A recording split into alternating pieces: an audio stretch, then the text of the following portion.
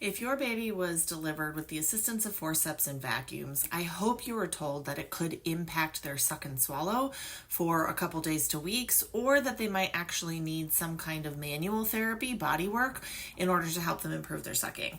I'm Julie Matheny. I'm a speech pathologist and IBCLC board certified lactation consultant, and I've had a run of babies lately who had the assistance in their delivery of forceps or a vacuum. And what that means is a vacuum was attached to their head, or forceps were used to help assist them come out of the birth canal.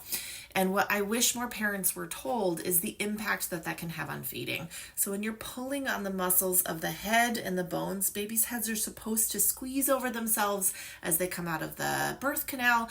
They're supposed to have some flexibility, but when there's external force, it can actually pull the muscles of the head, which can pull the muscles of the face, which can pull on the muscles of the tongue and jaw, and make it much more difficult for the baby to latch and effectively suck to feed, which can lead to difficulties breastfeeding, but doing okay on a bottle, and can impact milk supply. So if your baby was delivered by forceps or vacuum, they may need time to loosen up and stretch out those muscles.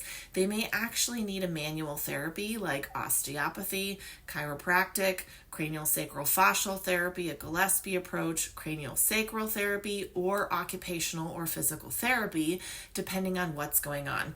Because all of the muscles of the head are connected to the muscles of the face, which are connected to the muscles of the tongue and jaw and neck and throat and shoulders, and everything is interconnected.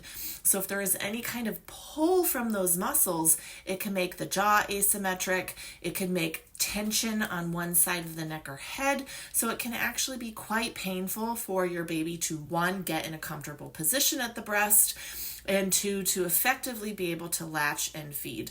If the jaw is asymmetric, they might not get a good latch, they might click, they might pop on and off.